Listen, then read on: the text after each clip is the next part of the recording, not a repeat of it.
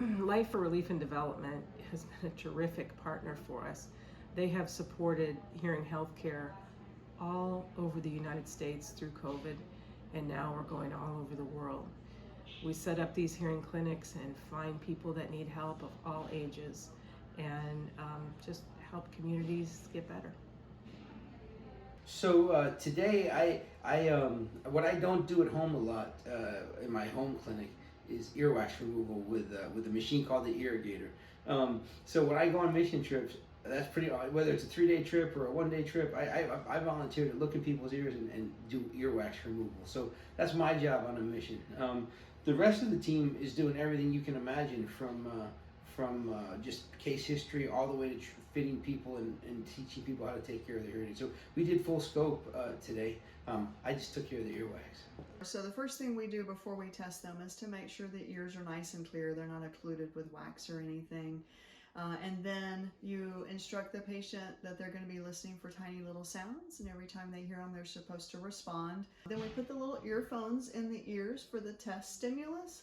And in an environment like this, you have to be really careful about background noise distracting and interfering. So we have these big headphones that protect against the extraneous noises, so that they actually can hear at a very, very soft level. They respond that they hear it, and then we check all the different pitches for each ear, and then we tell them how much hearing loss they have. The first thing we do is connect the hearing aids and download just a prescription based solely on their hearing test. And then we place a small microphone down into the patient's ear and measure the acoustics or resonant properties of their ear. And then we place the hearing aids in on top of that and calibrate the hearing aids based on their hearing loss and the resonant properties of their hearing aid. Once that's done, we take just a few minutes with the patient and talk to them about how they're perceiving things, and make sure that when they start with the hearing aids every morning, they're going to be comfortable for them, and show them how things work. I mean, a lot of the cool stories come from the Hearing the Call events, where you see people who haven't been either identified or helped in the past. I know in South Africa, there was a teenager who was brought by his grandmother, and she said, "I hope you can help him because we think he's stupid." And she said that people were bullying him in school, and in fact they were bullying him at home because he just seemed so stupid.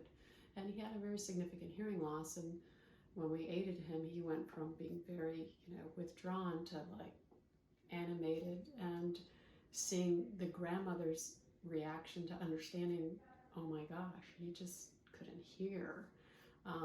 That was very touching. I remember a woman in Ecuador, and she was very stone-faced, and she was an elderly woman, and we fit her, completely aidable loss, fit her with hearing aids, and she just wouldn't smile, wouldn't talk about it or anything. Well, then the male that was in the room left the room, and it was only the females in the room. She leans back in her chair and gets a big smile and starts belting out this beautiful love song, and said she couldn't smile when the man was in the room because she would be flirting. But this hearing aid was going to help her communicate with her grandchildren and her children, and she was so happy. She sang us a beautiful song. We're grateful for Life, and we're grateful for our partnership with Life and other partners like Life, because we wouldn't be able to do what we do without it. Our nonprofit relies on donations to be able to continue running and offering hearing health care.